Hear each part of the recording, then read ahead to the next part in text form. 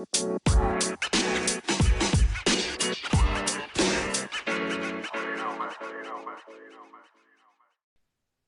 everyone. Welcome to the Capsule 21 podcast. My name is Middlemarch, and my co-hosts are Piv and Dovetail. The Capsule 21 podcast is a weekly podcast that is recorded live in a Twitter space. Some of you all are hearing this live, and you'll get to participate. Some of you are hearing this recorded, and you can't participate now. So be sure to mark on your calendar next week at 5 p.m. Eastern Time to come. Capsule 21 podcast is a podcast about art. It's a podcast about technology, and in particular, the expression of these two things together, particularly on the Ethereum blockchain, and particularly in service of making timeless, uncensorable art and helping people do that and talking about it. And it's an art collective, as I mentioned, 3 people, Dovetail, Piv, and myself, and we are going to be leading a conversation in today's podcast about censorship. And the title of today's episode is The Censorship Epi. So it's the Censorship Epi because it is redacted. The word episode is redacted in the title, which is meant to immediately at the outset kind of evoke the dangers and challenges of censorship. You might not even know episode names in the future. It could happen here. So what is censorship when we're thinking about it? So kind of the point of this conversation, when you bring into this, we're talking about a couple of controversies surrounding, economic censorship, speech censorship. There's a lot of different ways you can kind of look at this. And the whole point is it's not simple. But the simple way of looking at censorship, right, would be suppressing ideas, basically. Suppressing ideas even when they are not causing any immediate, consequence. So suppressing an idea because it is an idea, because you don't like the idea. And so, there's always this thing about like shouting fire in the movie theater. And I don't find that one particularly, interesting. But you can imagine going up to someone and saying, like, screaming in their ear, like, crypto is amazing. And then it's like, they have a heart attack or they fall down the stairs or something. And so, that's a case where stopping you or preventing you from doing that maybe isn't exactly censorship, because it's kind of not the idea that crypto is great that's the problem.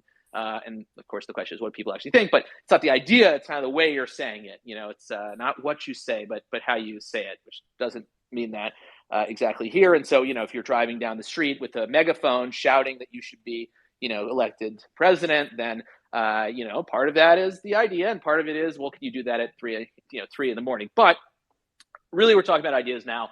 And it's not the suppression of all ideas, right? Because some ideas are kind of a scary idea. Like if you have a mob outside your house, and the leader of the mob is screaming at them, go in there and kill Tom right now. Go, get your energy up. Go. It's like, okay, maybe this is, maybe kill Tom is a fine idea, but go in there right now and do it right now. And it's right outside my window. So, you can kind of imagine these things. But for the most part, the idea is that it's pretty narrow, right, where you should suppress an idea. And free expression of ideas is kind of this good thing. And traditionally speaking, there are kind of 2 main reasons for this.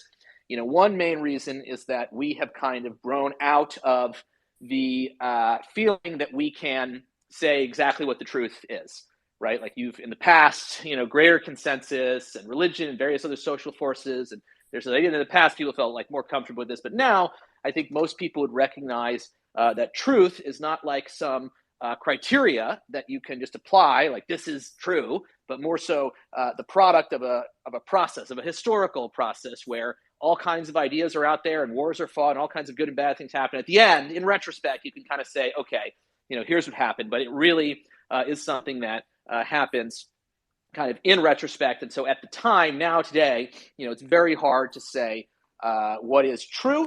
And so if you don't know what's true, you shouldn't, suppress ideas that aren't true because you don't exactly, know. And so one interesting concept here that you can see, recently that people have talked about in the light of COVID is there actually is a very strong thread of contemporary society that is pro-truth, basically we know the truth now, and that is called science. And so science is really, in this respect, very opposed to these ideas of of free speech, because people who are, and not all scientists, but there's a certain strain of scientism, you might call it, where there's this famous tweet, someone should pin it, I don't know, Neil deGrasse Tyson tweets science is true whether or not you believe it. And then there are the signs in people's yards that say science is real, right? And this kind of stuff. And there's, you can't just go totally crazy and, human sacrifice or whatever. Like, I'm not down to say that science, there's nothing there. But the point is, even with something like science, and especially something like science, you don't know what is true science in the moment. You can look at the past histories of just every single idea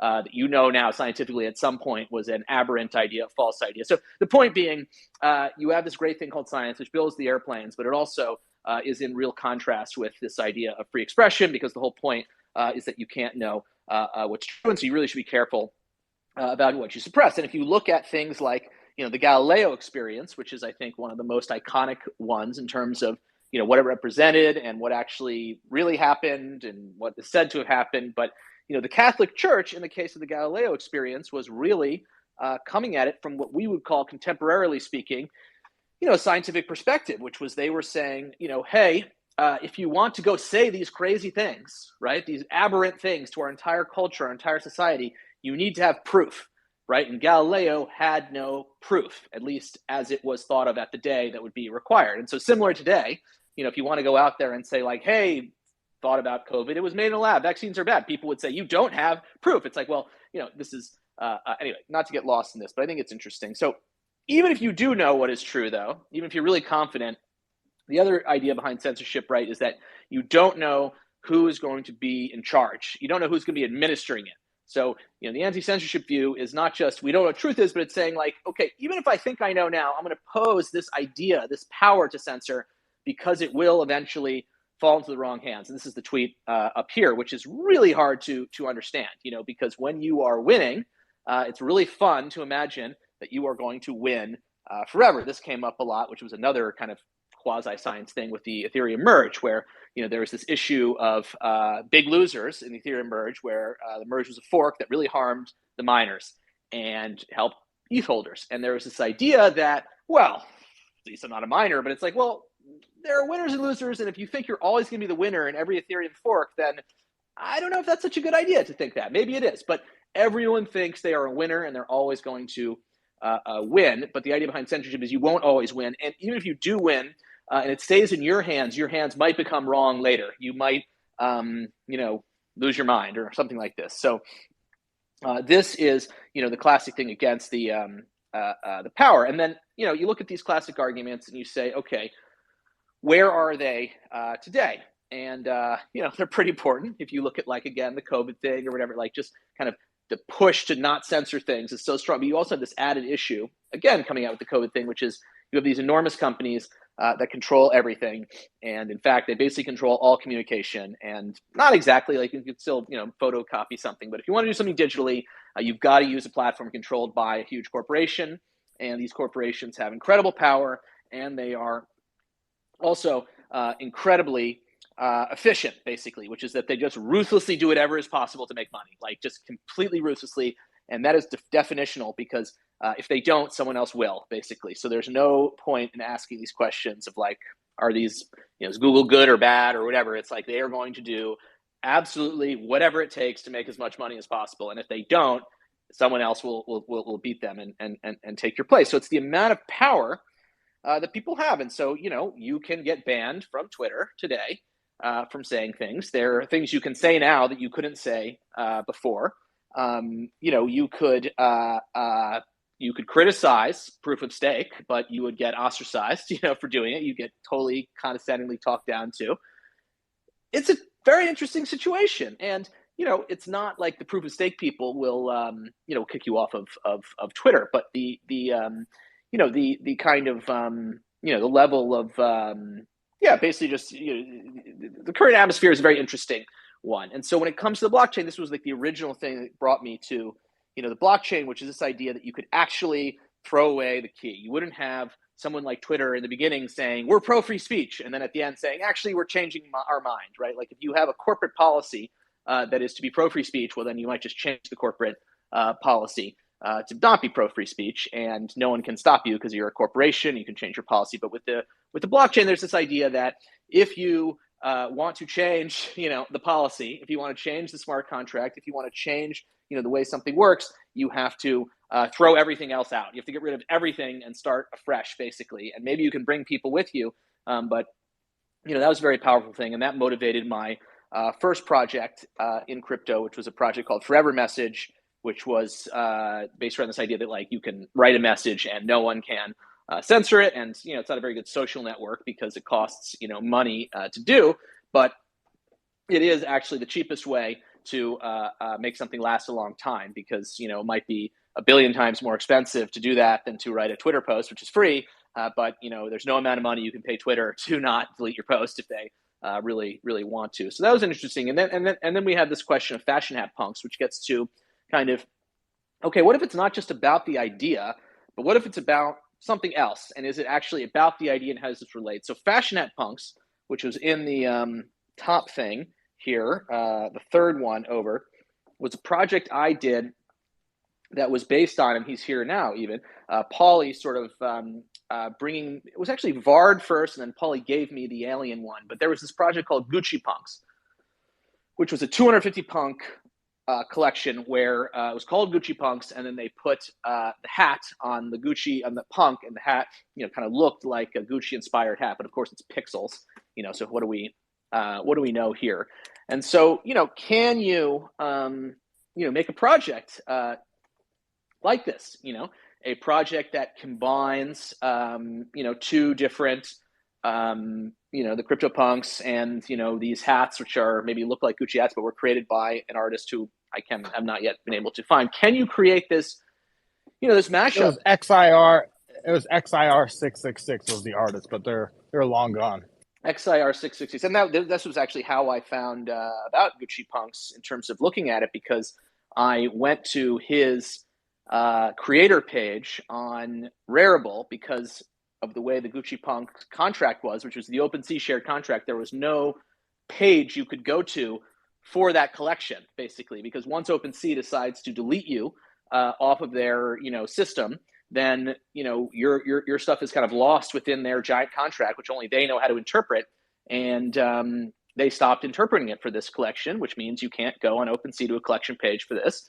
And it also means you can't go anywhere for a collection page for this. So you had to go to his profile page on Rarible, and I saw this stuff, and he done a bunch of other cool projects relating to hats, Red Army Punks. I bought a couple of those, and very talented guy. But Gucci says no, and so the idea is, when should a company be able to do that? Now, what I would guess, the argument over was something called trademark, which is basically this idea that, even if you are doing something that is, speech, there's one thing which you're not supposed to do, which is like, pretend to be someone else, basically. Like, you're not supposed to trick consumers and say, hey, I'm Gucci and I'm selling these punks, and if you're buying this, you're buying a genuine Gucci product, and there you go. So you're not supposed to be able to say that. That's trademark law, and that's pretty obviously like a good thing to protect consumers. At the same time, is it so good if it prevents, this type of creative expression? So my perspective was, maybe the name, I was not advisable, but was Gucci actually even, caring about this in a real way, or was this just something they were, doing because it presented a risk to them, and this was a way they could shut it down. So I wanted to relaunch this project, and basically I took the hats. I made another hat or two on my own, but I was trying to really stay true to the original hat designs, and I launched them. And I took the punks from 250 punks to 10,000 punks, which was a lot of work. And so, 10,000 punks wearing the fashion hats. But I did name them fashion hat punks because I really did not want to, tempt fate with the trademark thing. But I did put them, on the chain. So, this was kind of this really powerful feeling that I had, and that anyone creating on-chain art can have, which is like, hey, the government can always arrest you or kill you or whatever, and Ethereum can always be forked. But as these things go, if it's on the blockchain, I still believe this, as I, much more idealistic in January when I was really thinking about this stuff for the first time. But I still believe it is it's the best thing. But then you trademark, and how do people kind of mess with you, right? And then this cuts to the transaction finality question, where you have kind of economic, censorship, and this doesn't really sound like an idea, right? Like I can't, send a wire. I don't have a credit card. Like, is this censorship? And of course, the answer is, it can be, right? Because people will, know about censorship language. And so if someone's trying to censor you, they might not go to you and say, we don't like your ideas, we're shutting down your ideas. Maybe they'll do something else. And so, who knows what happened with the trademark thing and the Gucci punks, but one thing you can do is say, listen, like, it really is loud when you go with your megaphone on the street yelling about how great crypto is. It wakes people up. What you should really do is express that same idea through a much more civilized means, which is buying a very expensive TV commercial. And it's like, oh, you can't afford the TV commercial. I guess you can't get your idea out because there's no way to do it without waking people up. And so we're not censoring your idea. We're just saying you have to express your idea in a more urbane, expensive way. And so that's why, making it easy to transact, is very related to these questions. So anyway, the concrete proposal that was in play, which we should, talk about, was basically saying that can we release a new standard? And it was called, ERC 721R, which is annoying because I wrote a separate contract surrounding randomization that was called ERC 721R, and there's another one. So people are always stealing my letter, but having a one-letter contract standard is fun. So I wanted that. But the idea is you buy something, someone reports the thing is stolen. Now you have a council of judges that can basically come together and vote and say, do we want to, reverse this transaction?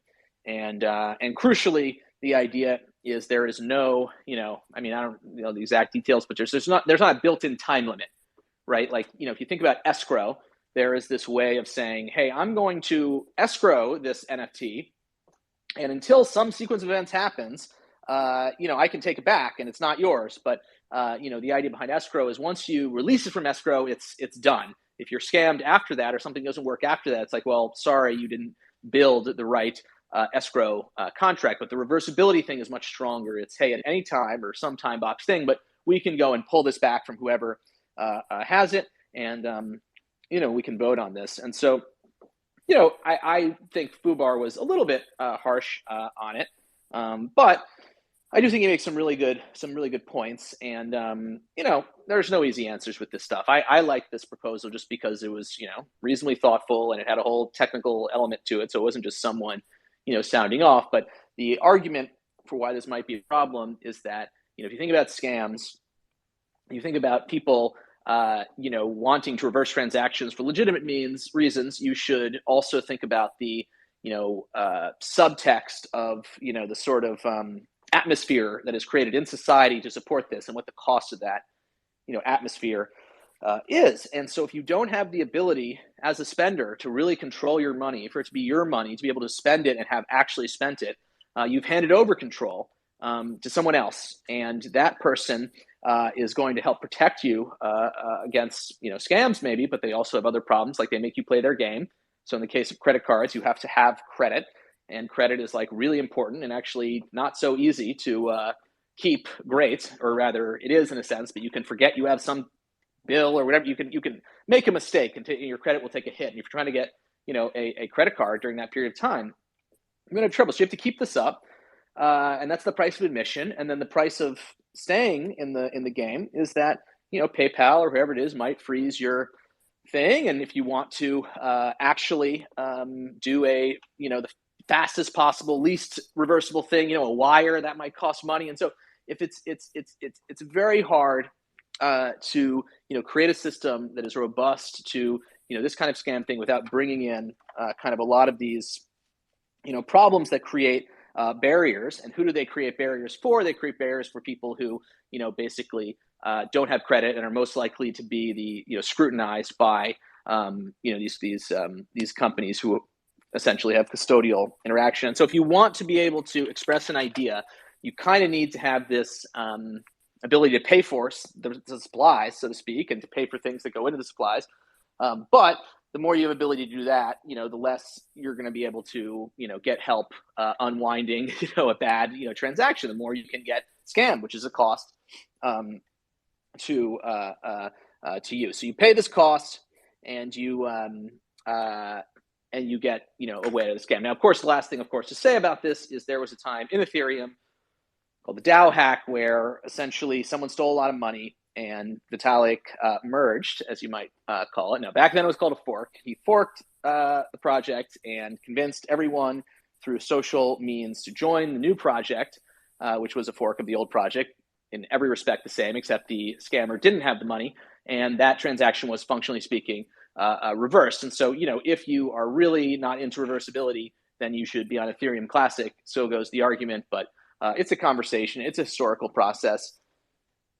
Let's open it up. Piv, Dovetail, thoughts on on-chain art censorship related literal free speech, thoughts on transaction reversibility. Have you been scammed recently?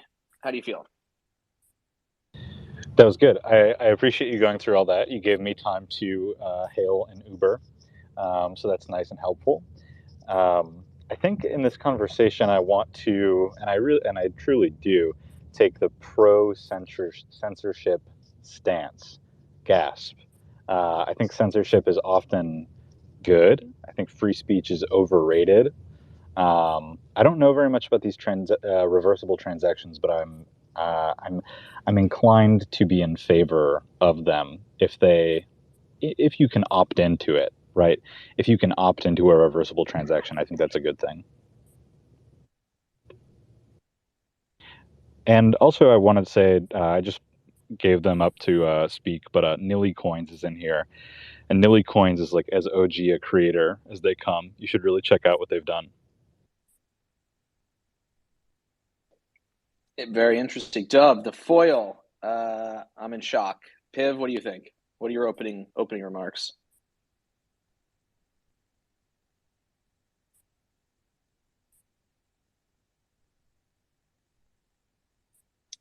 Piv, I think you're on mute.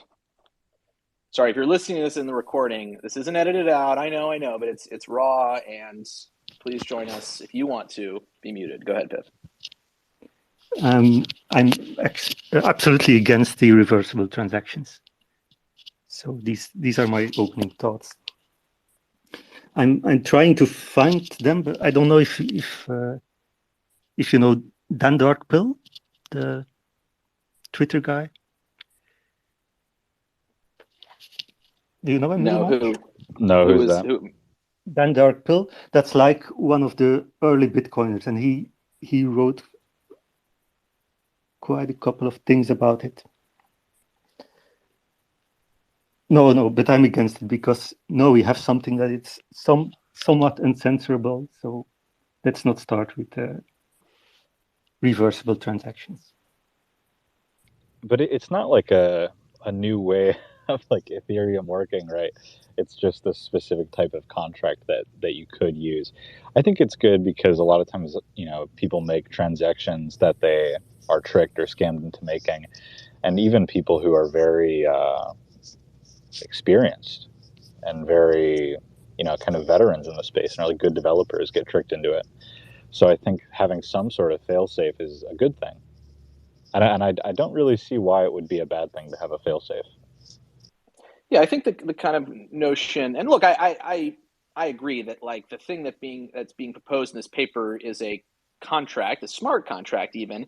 And even if you took that proposal at face value and said, I love it, really what you'd be saying is, I want to use this smart contract, and people could either participate or not in that. So Ethereum does work in the sense that this isn't changing the protocol of Ethereum. It's allowing you to do something that is optional and people can know about and do. And certainly the idea of reversibility should be censored. But the notion is basically, if you don't know when the thing has been paid, you have to do something. So like the reversibility thing, is the same thing as lacking knowledge as a recipient of something that it is really yours. And so reversible sounds great because it's like, well, it's a scam, but like, do you want to own the things that you think you own, or are you comfortable with like this, this ambiguous state?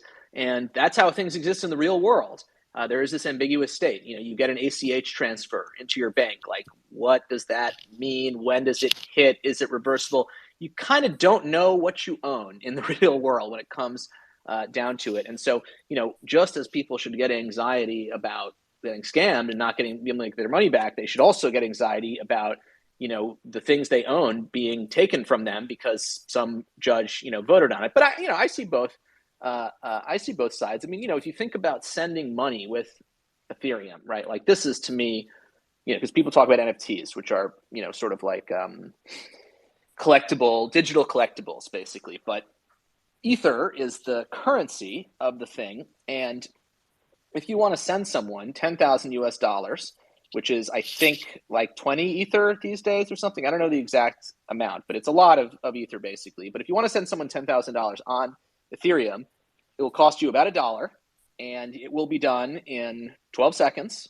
And that's it. Maybe a minute later, you'll have even more confidence in that. If you want to send someone an ACH transfer for 10 grand, good luck doing that and having it happen quickly. And if you want to send someone a wire for 10 grand, don't. It's a huge pay. Who knows who your bank supports? So you have to pay $20 for it, and then you have to check all this information on it. And even that, I think, has some problems. So really, to me, it's like, can you have a conversation around this that abstracts yourself from your individual situation? Because when it comes to things like the financial system, it's like water. You're in the water and you just see it, and that's how it manifests to you. And so whether you're concerned about a scam more than you're concerned about someone freezing your money is very related to, in my opinion, the amount of times you've been scammed versus the amount of times you've had your money frozen, because that's the water that you live in. Likewise, the social network thing and the big tech companies, like most people have just never had the experience of having a tech company want to go one way and they want to go the other way, and there's a problem.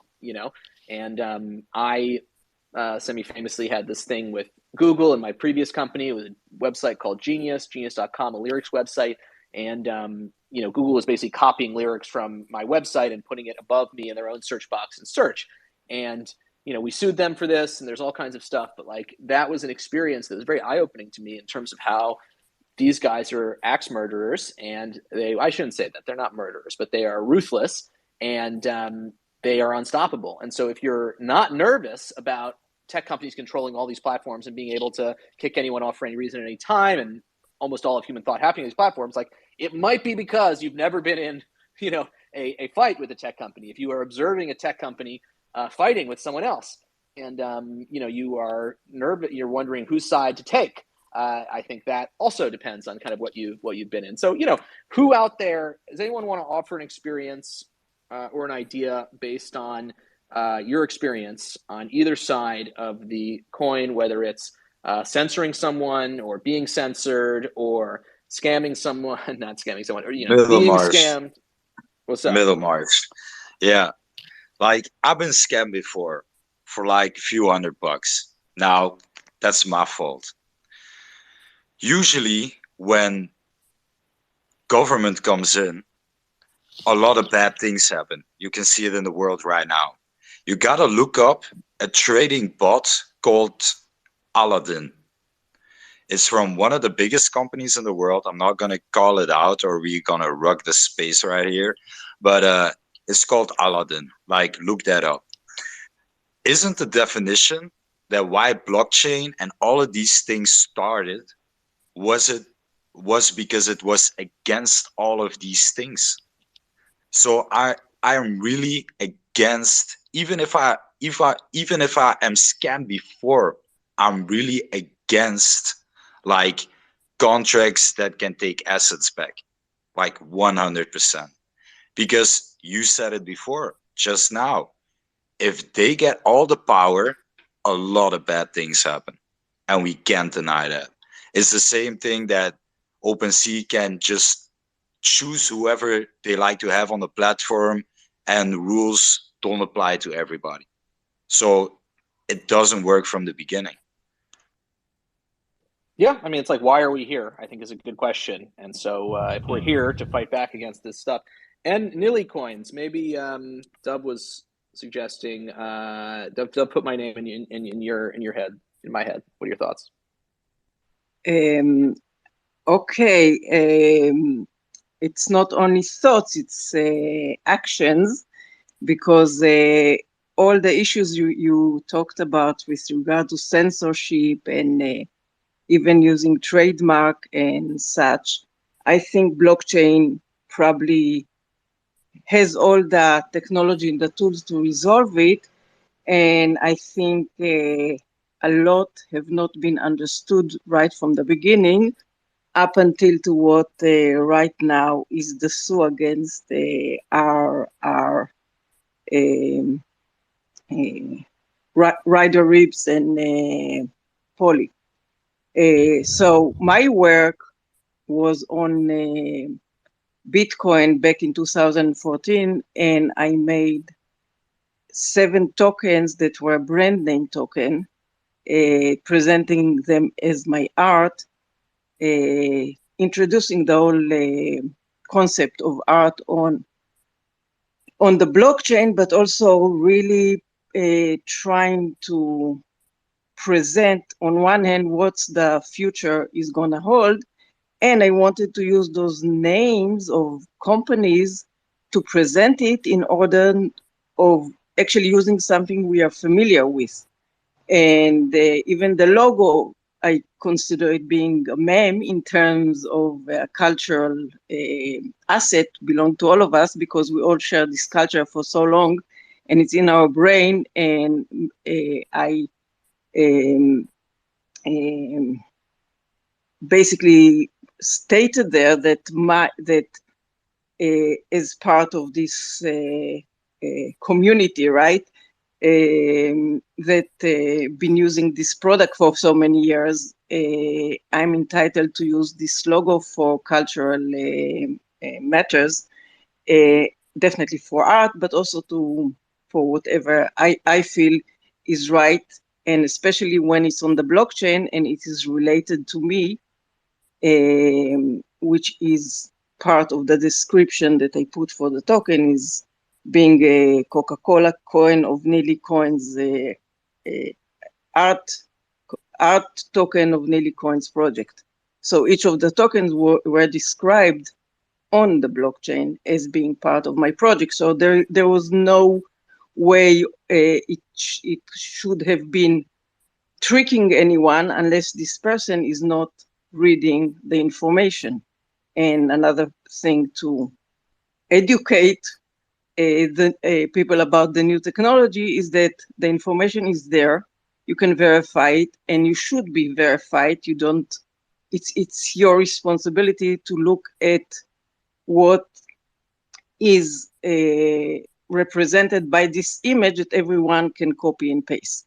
So this is part of the technology, and it's a very important part of it right from the beginning, that practically solve all the issues of trademark, copyrights, and intellectual property.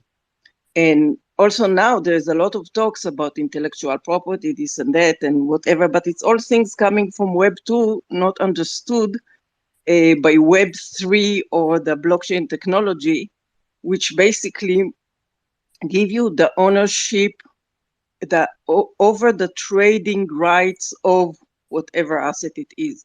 And the more that asset is being copy and paste, the more your trading rights over it worth more. So all that is a very big conceptual shift that is taking place. And as I said, when I did it in 2014, even though I kept explaining it, it was very hard to even have the right terms to explain what I'm doing, and doing it as art in the community of blockchain that was all financial was even harder, because nobody understood what it's doing there as art. But all the issues you're talking about, I think it's there is a built-in solution in the blockchain, and all we need to do is refine the understanding of the existing solutions. 100%. No, I appreciate that. And that's like, no, it's funny. Like I was also mentioning the proof of stake thing, and the feeling of that. And I know we went through some fun stuff on that project where even the insiders kind of acting a little bit wild on the censorship side. Is there a way to see the art that you're talking about now for everyone here, like and myself? Like, is there a way to like look up the work and see it in present day? It's in her bio. There's a link to like an old Bitcoin Talk forum post, which is really good. Thank you for coming on the stage, by the way, Nilly Coins. I don't know how you found our spaces, but I've known about your work for a long time, and you know everything that Capsule 21 does, and everything that Ryder Rips has done, and everything that every punk derivative has done. You did first, and kind of I don't know. It's just cool to have you here and have everyone in the same room together because we are all fighting, I think, the same fight. It's just cool to be brought together. Thank Dov, you. Thanks. sorry, this thing about the recall function. I noticed Yoke posted a comment underneath in the comment section underneath the post. Can we just be clear on precisely what you mean? Because we kind of started talking about copyright and images and things like that. And I was applauding and I'm with Piv and something that Make the World said as well about not being able to do that and having finality. But what precisely was the thing? Sorry, Yak. I just had to get, because I'm really confused about what precisely is the thing that is up for sort of debate or discussion, like for or against. Is it just because what Yoke has posted? I don't know if he wants to come up and speak about. Is it are you still the contract owner of the asset, or is it about the funds being returned? I'm just a little bit unclear on the exact details of what can be recalled. So yeah, so just one thing, I'll say, and I want to hear from Yoke. Like my perspective on it is, I want to hear from Yoke because I don't know all the details with this specific implementation. But when I'm speaking about this concept, it's basically there is this ambiguity, and that ambiguity can be resolved by human beings about whether you own something. So you could think about escrow, which creates some amount of ambiguity because it's in escrow, but there's still these very defined rules. And then once it gets executed, you kind of know what happens. Whereas there's no one who can, change that after, no human who can change the rules of the escrow, or that would be the idea of how you would want to set it up in the quote unquote true crypto way. In the not quote unquote not crypto way, which putting in quotes, there would be the ability to, in an undefined manner that is undefined because it's reliant on a report and a judge council voting, you could resolve the ambiguity of who owns it on some other timetable. And so that's the difference of not knowing whether it's final. You can't say it's final now. But what do you talk a little bit about where you're coming from on that tweet? Yeah, I think as long as there's a function to change owner, like there's like maybe like I don't know, there's like a function called stealback or steal NFT, but it's like as long as there's a method to change owner and the contract still has like admin keys where you're able to call those admin functions, like all that you were talking about is relevant to what I'm talking about, is that they're trying to standardize a method for doing that. And you're right about the ambiguity. It's not kind of like, it's basically plug in some sort of like external force that says you can do it or not. But underlying it's just the technical function of the contract that could exist today. Like there's nothing stopping anybody writing this today or have written this before. And that, yeah. Yeah, no, absolutely. And in fact, people have done way worse things today, even. Like I think Whale Goddess brought to the fore some NFT project that was basically like, hey, like I forget who else was. It's like, hey, like if you list this below the floor, we're just going to burn it or something like this. Like there have been all kinds of things in this way, and all that stuff is like bad and good at the same time, and whatever. I think the difference here was basically this is like serious people with smart thing, and it's Stanford, and they're proposing a thing, and there's some good ideas in there, and they're basically saying, hey, let's like take this under the banner of virtue. Let's take this into a big mainstream meme. And people, I think, were, kind of protesting against the big memification of that under the idea that, hey, if we go down this path, we're not going to be able to, it's a slippery slope basically. Whereas the various scam contracts that allow the owner to like scam people and whatever, like those are bad too. But I don't think anyone kind of looks at those and is worried that they're going to become big as a, you know, concept. Like maybe more people get scammed, but no one's going to say this is great for someone to be able to, you know, steal your stuff. But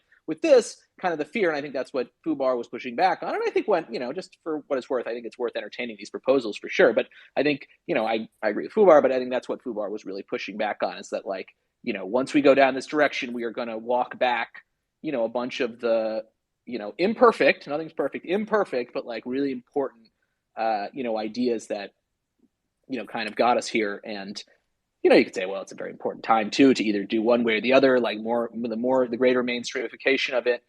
You know, notably Fubar has released an interesting new app about proxying your ownership to Mint. But anyway, enough from me. Zurex Chunk, how you doing? I'm good, mate. How are you? Great. I just wanted to I think, double down on what Yoke was saying in the comments, and I think he's got his hand up, so he might as well say it himself. I'll just say it quick, and you might want to embellish. The contract itself is just a whole bunch of, just an array of variables saying who the current owner is. I mean, no one really owns the token, and it's only, you know, your wallet applications that. One moment, I got a really loud airplane going over.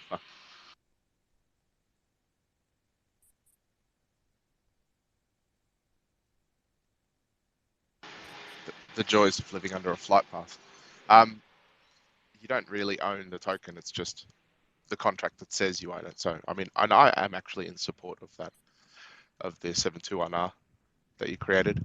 However, I do remember that there was a time limit, or I'd heard about it anyway. I hadn't read it, to be honest, but is there not like a time limit rather than a council of, yeah, it's time to flip the switch to allow these Yes, indeed, tokens to go there's a back? time limit. There is, yes. Because I mean, I'd support that. However, that can be gamed as well. You know, because if you launch a contract, you could probably say, all right, we're going to reverse it here. Everyone, dump all your liquidity in, you'll get it back, and you could wash trade and capture people too. So. Yeah, I mean, again, and I hear that, and I think there should be innovation. People should try things. I think the question that we are trying to think is like, if the industry moved in this direction, like right now, today, 99% of all the NFT contracts behave in a certain way and create a certain metaphor, which is not real, but a metaphor of what ownership is. If you fast forward to a world in which even 50% had a different metaphor, and it was like this, and this was, you know, 75%, this is the way people thought about NFTs, the mental model, you know, would that be a good thing, or you know, or not? Steve, a bootsman. Yeah, sorry, washing my hands. Yeah, I think that is a super interesting question. Like, one, in the sense of how well could the two models coexist as sort of a, you know, a more mainstream option that gets people comfortable with essentially self-custody and all of that, and then a more final, you know, classic version. But yeah, how much would that be essentially co-opted by large organizations that then just onboard all the people and keep them in their little sort of walled garden of Zuckerberg control, or whatever that looks like?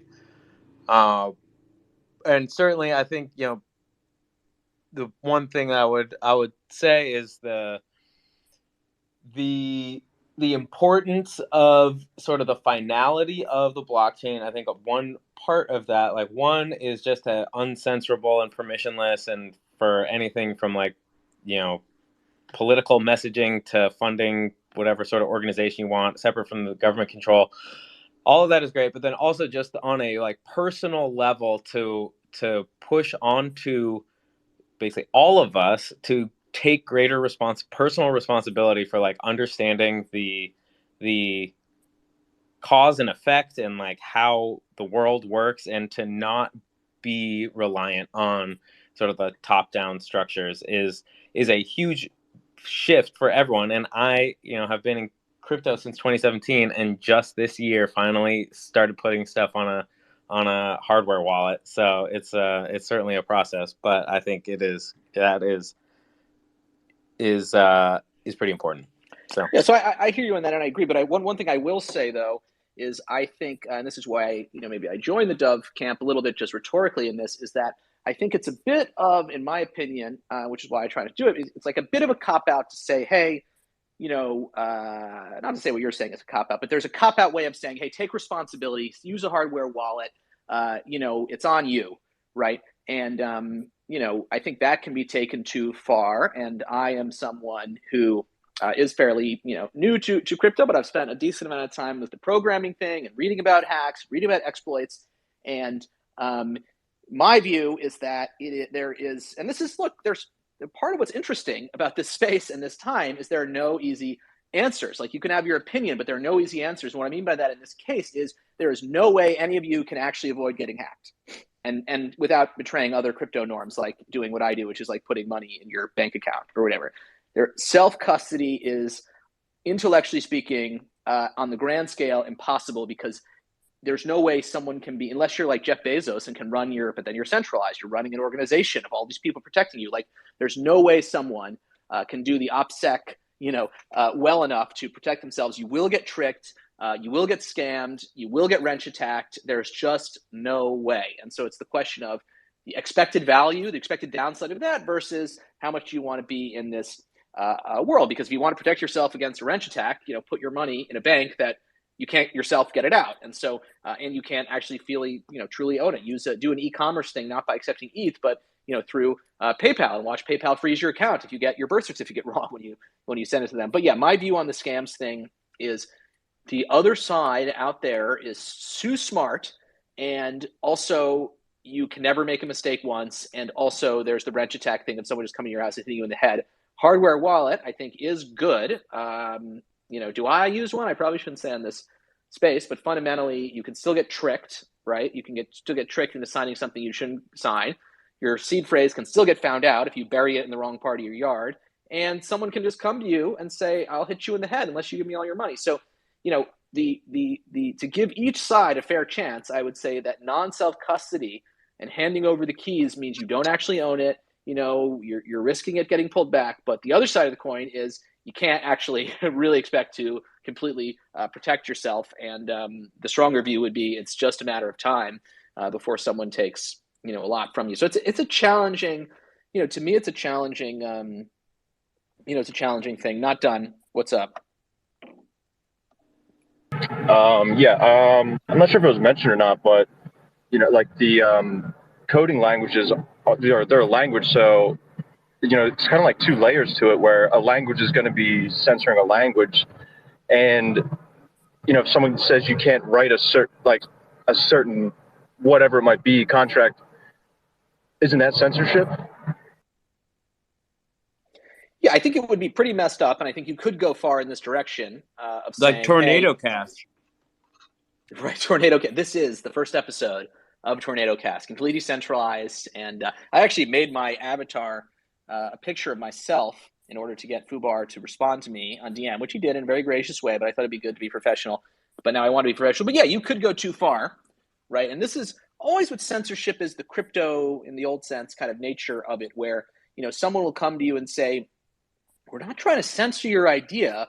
We are just going to be really mean to you whenever you talk about it, and really kind of encourage you that if you want to be part of the team, you won't share it. And this is, I think, really what happened in the proof of stake conversation. I went to a lot of spaces about this. I spoke my mind in a lot of reasonable ways, and really the response that I got from the pro-merge people is basically, shut the F up and get with the program. If you want to be on the cool team, why are you ruining your own chances of that with this? You're an idiot. And at the end, I was like, you know what? You're right. It's not serving me. Now I'm ruining it again. And that is a form of censorship. I don't think anyone in the crew would have said, you cannot express anti-merge things. They would just said, hey, if you want to ever be taken seriously by any of us, you can never say that even once. And so in this case, I think, and this is why, the concern would be, did some critic of this go too far? I think it would be a mistake to say, hey, we're going to kind of really try to dissuade you. Like, you're free to write any code you want, but you will be shouted down by all of good society. And, we should be encouraging, these ideas, because, if anything is good or bad, whether it's this idea or not doing this idea, the way that happens is through a historical process called, all this stuff colliding, and then in retrospect you say this was right or the other one was right. So yeah, I appreciate that. Don't get too passionate. You have to force yourself to hear ideas. You don't necessarily agree with Emily. You just DM'd me. What's good? I did. I feel like I'm cutting in line though, and it's really awkward. Oh wow, is that okay? Sorry, Yeah, we're you know what? censoring You're all right. the other speakers so that you can speak. Let's uncensor Mad Yak, because you have your hand up the longest. Then, Yoke, I think I might have cut him off. Very good call, Emily. This is a very, I'm just like all over the place. Jack, go for it. Uncensored. You are officially uncensored. All right. Well, I was driving by some Air Force bases, so I put my hand down because I know the service is bad. But I got a couple of points maybe to discuss. Primarily, I actually haven't read all the information, so I'm kind of blind a bit. But Middlemarch, from your initial intro today, I kind of gathered a little bit. What really stuck out to me, I would say, was, and you may have not said this directly, but the tool or technology, you've got to pay attention to how it can be used in a negative fashion. And then a previous speaker, I think it was Make the World, mentioned government. So at first, I was neutral. I'm okay with this contract, with revocability or reversibility. But after thinking just a bit, I've changed my mind, because we don't know what's going to happen in the future. And obviously the bad actors are going to find the way to use these tools in a way that was no one's ever thought of yet. And it got me thinking, so what if the government seizes a contract? Now the government has control of all these assets, and I think I'm anti this contract. I need to read it more in full just to be more knowledgeable about it, but I just wanted to add that. Thanks. Yeah, no, I think that's the exact right thing to look at. It's not just if a bad person gets your hands on it. It's what if your hands, you don't like your hands anymore? What if your hands become bad? You're good, your hands are on it, and then your hands become bad. This happens all the time, where this happened with Twitter. If you read Twitter statements about free speech, and then it changed, right? Like their hands, according to the main guy, turned bad. And yes, it's really this constant cultural reinforcement mechanism that you can use, so that people can kind of and obviously, like, again, you don't want to censor this, but you can kind of try to look at things through that lens, and then push that, and then you can kind of see. And so for me, like, one example I had was when Maya was fighting against Google, and there are so many people that looked at Genius versus Google and said, on the merits, like, maybe Google has a point here, and that to me was always just so puzzling, because I was like, anyone actually ever involved in this would know that these infinitely powerful corporations don't need you to take their side. Your presumption should be they're doing everything possible. Anyway, what do we got? We got Yoke, Not Done, Emily, Whale God, Nilly Coins. What's good, Yoke? Oh, real quick, I guess, like, the thing I was going to ask, I looked up real quick, was, like, if you remove the admin keys, which I think people have suggested for other contracts, it makes me think, like, oh, maybe that should be, like, something people think about more. But I did look it up. This looks like it's like a multi-sig approach. So even if those keys are removed, this would be an admin function that remained tied to whatever keys were given access, I guess.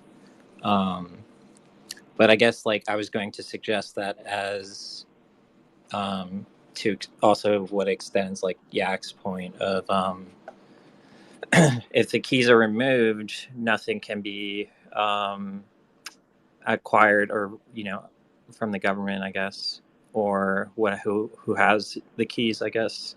If they're removed from the contract, it lives on its own. Only the like user space, for lack of a better term, functions are still called instead of the admin, and those I think that would make it act more like what people imagine this token acts like, in my opinion.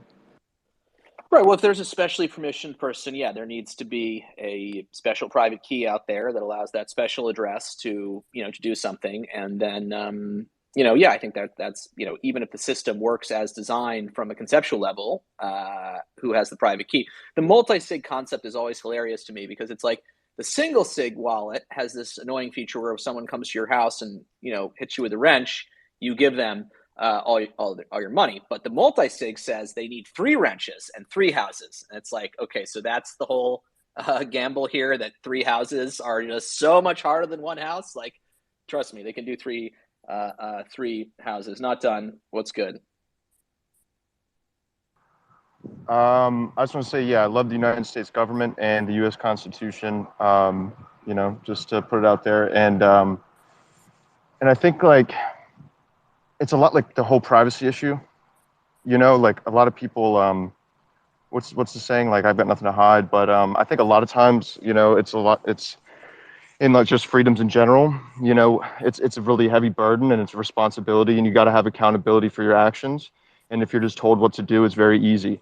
Just tell me what to do and I'll do it. Like, it's very easy to get along, and a lot of people just can't take that accountability on themselves or be that responsible. So I think it's just like it's almost too much sometimes for people. So they're just like, just let another inch up, let another, and then they just keep taking. So I think it's a really important conversation. Hell yeah. Emily, your rightfully appointed slot is open. I repent on my desire to foreground your comments too early. What's up?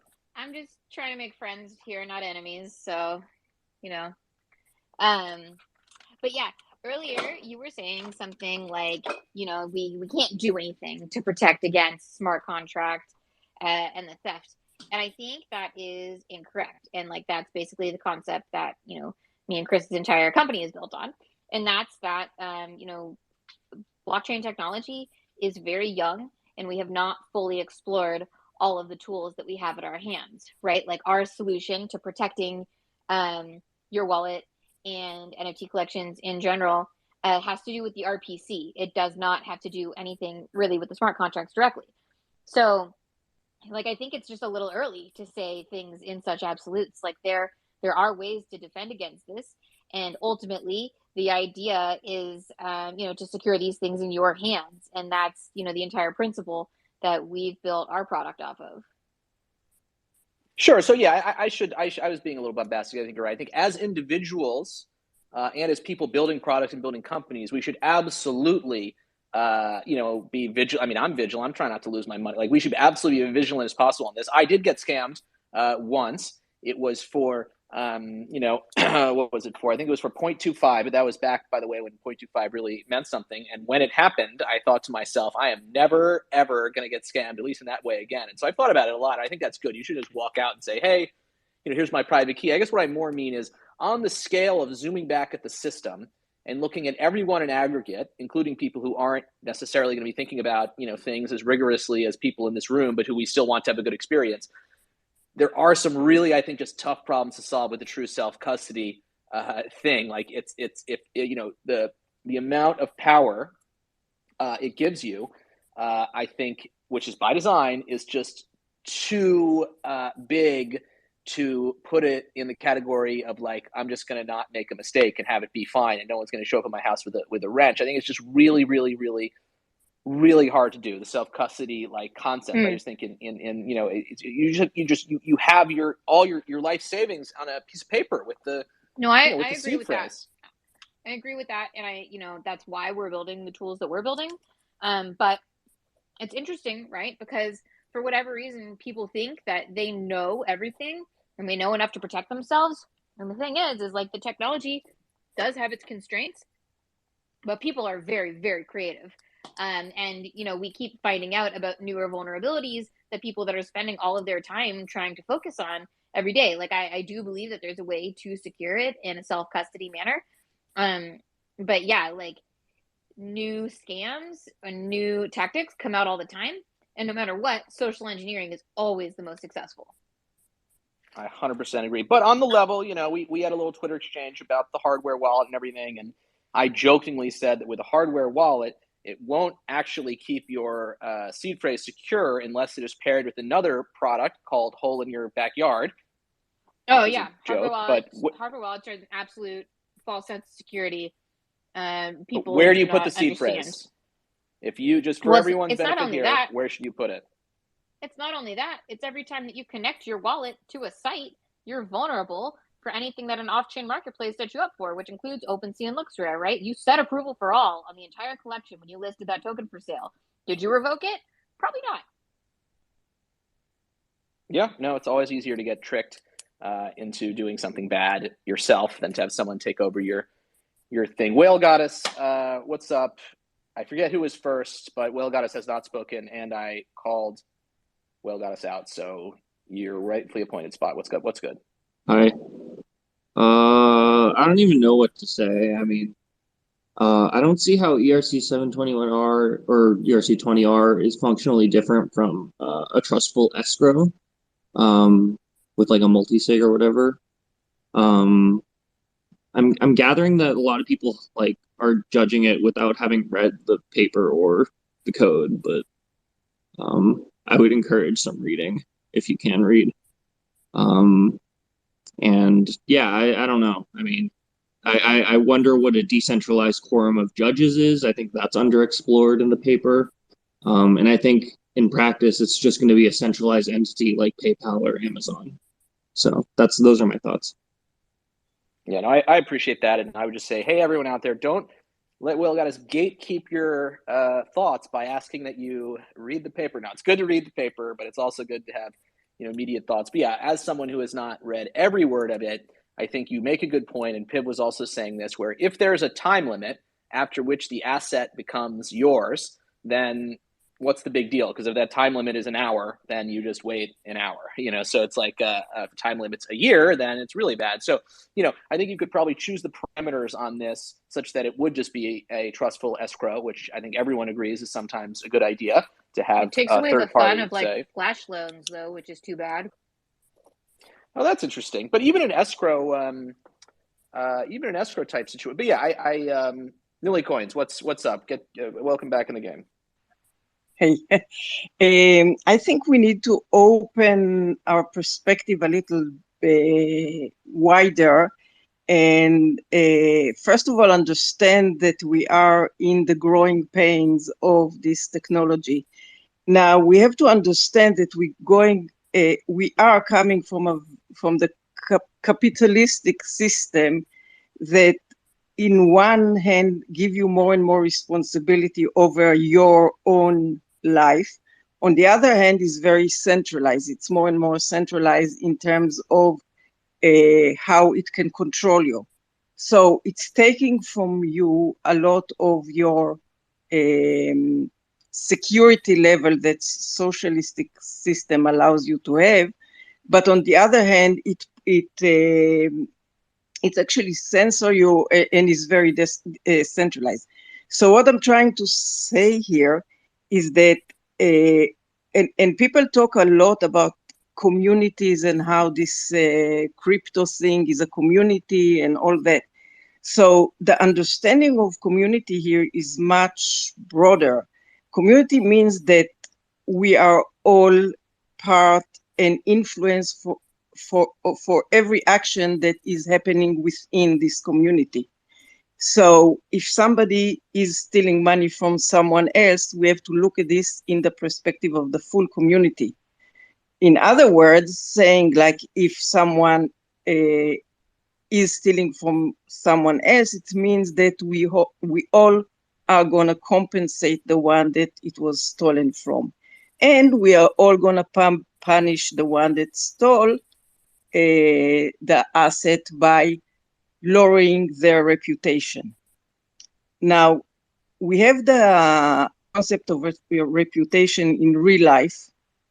It's very strong in social environment. It's got less and less strong in financial environment, which is all about the more you cheat and steal, the better you are doing, and it's all fine. So I think we have an issue here that we are interacting within an environment that is very much live by the standard of the financial market that allows you to at least make people believe in things you want them to believe and then cheat them this way. And on the other hand, we have like all kind of things we consider social values and trust and all that. So I think it's a little hard for me to explain it because it's really the mesh between our social value and financial value, and the system that we are creating will enable to give a financial value to those social values. And we are really in the beginning of this process, and we have to look at this as we are now paying a bit of the price of taking the risk. We are the risk taking, and yeah, by taking this high risk, we are going to lose some money in the beginning as part of it, but also a lot of people are by just being part of this ecosystem so early are going to make up for the loss in many ways. And on the other hand, we can start thinking on ways how the system itself should work. And one of my suggestions, that would be a technical suggestion, is a bit like Solomon trial, about the baby. Instead of deciding who's going to get the asset, you just create another asset. So when you create another asset, basically, if you think of it in terms of currency, not NFT, then you kind of dilute it to everyone else. But it means that it's kind of a type of insurance, you would say, or some type of social structure for the money. In case it's an NFT, then it's a little different, but still, again, you're going to say, okay, now they're going to be two of the same asset instead of one, or more of the same asset, and we're all going to pay the price of diluting the value of what we have. But by this, we are actually supporting each other and, in a way, creating some sort of insurance company for all of us. Wow, that's a very interesting thing. I mean, what my head jumps to is just in Fubar's post, I guess on Substack, there's a tweet that's the banner image, and in the tweet, it's like some now iconic thing, like hacked, all apes gone, some phrasing that's like memorable or whatever. And so just looking at that, I mean, it's not literally like an asset, and it's a bad a thing or whatever, but like at that, whenever these things are quote unquote stolen, whatever that exactly means, like how do you know when it was stolen or not, but like there is kind of this social moment where something splits, where you still, in most cases where there's social consensus around this thing, where it's like the old person should own it, but still the new person who's not a bad person, they just bought it from a bad person, they really own it, but the old person kind of owns something. Like there is some kind of thing there that could exist, outside of the world of just like a screenshot of a tweet. So I think there really is something, there. I don't know if it's like, I got scammed, memento token or something like that, but I think there is something, an event, a social thing, a consensus does happen then that could be, kind of interesting to put together. I like that idea. Yeah, sure. I just want to add something about the reputation, because I didn't say enough about this, and I think it's going to be very instrumental to all the future of crypto. We consider things to be anonymous, and everyone can create as many addresses as they want and whatever. But there is the schemes for decentralized identities is evolving and coming to, I think, to be used. They're going to be used very soon. And once you have that, people won't interact with you at all if you were, you would be able to build a reputation, even an anonymous type of reputation. But in the minute you created any act that is against the community well-being, you're not going to be able to interact with anything in the community.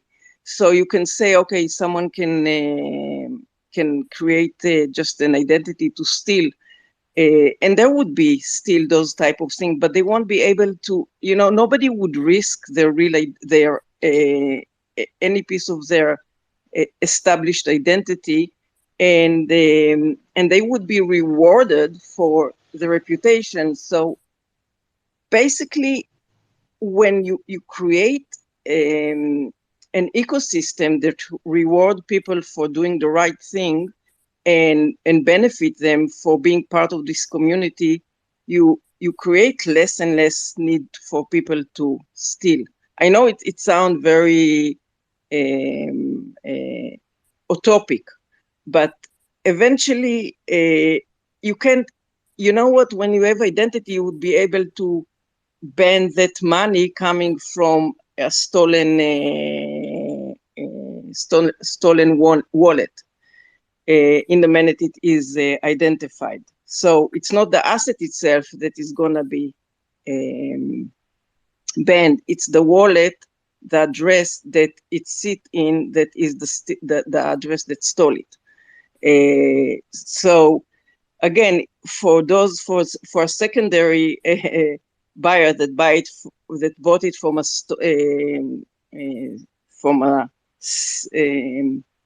an address that stole it, and everything was really fast, you can't do too much about it other than deal with the community. But again, as I said, like, reputation would play a bigger and bigger role in that scheme.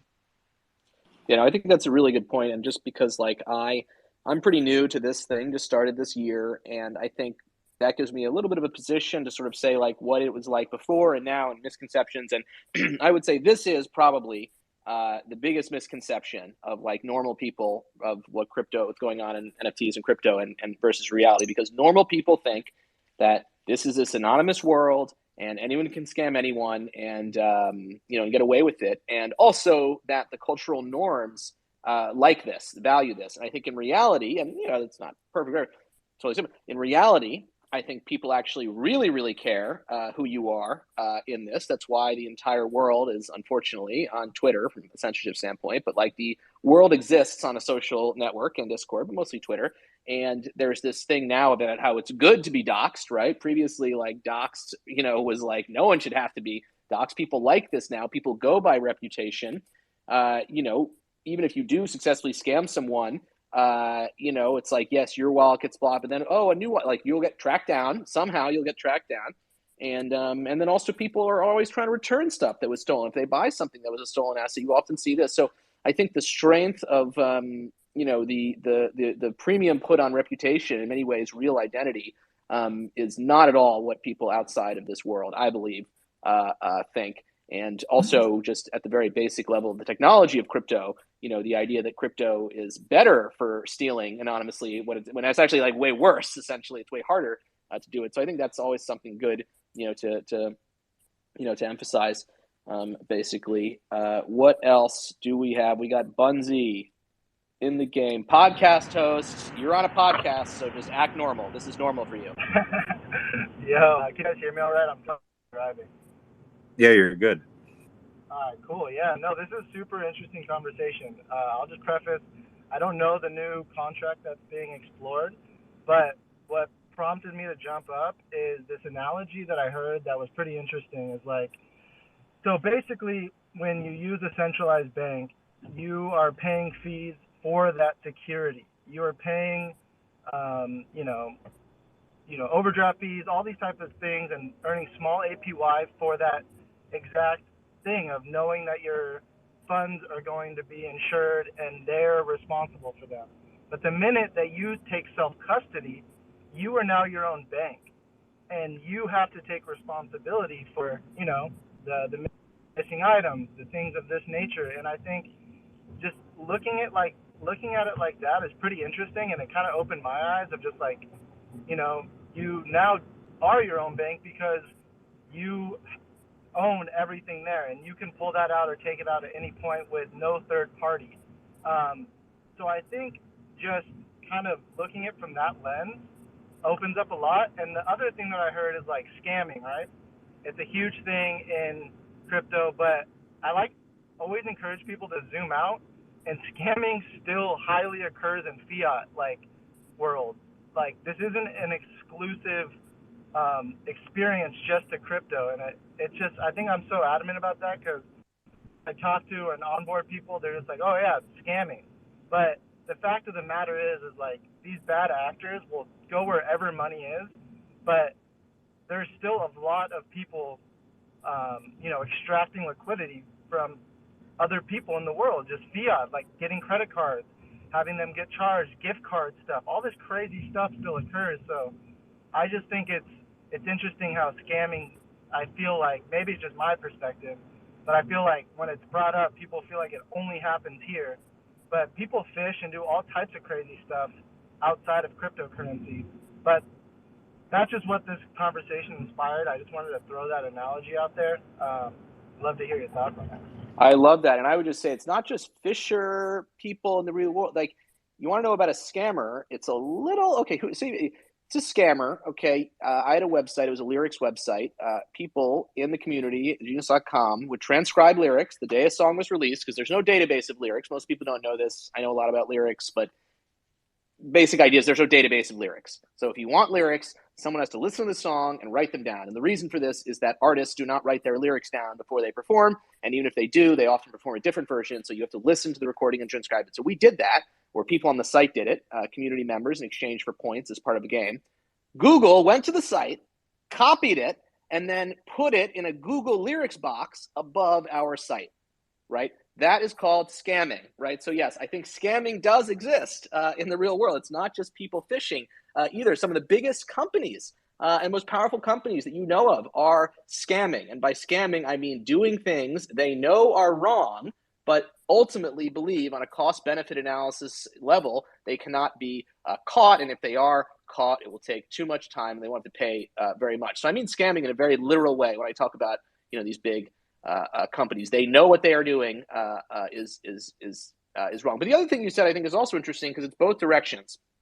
It's like, on one hand, it's talking about what self-custody is, but it's also like a very strong argument against self-custody. And this is what I was kind of trying to say with the Emily conversation earlier, where it's like really hard. It's like, who would ever walk into a bank, right? You're in the bank lobby, you're looking at all the things, and you say, you know what?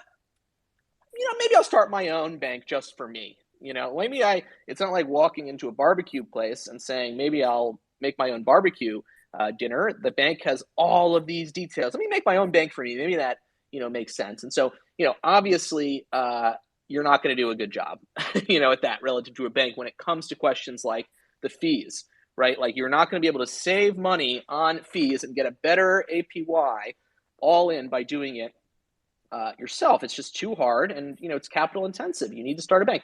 What you can do is get out of the implicit fees of not actually owning your money and the implicit mindset of that.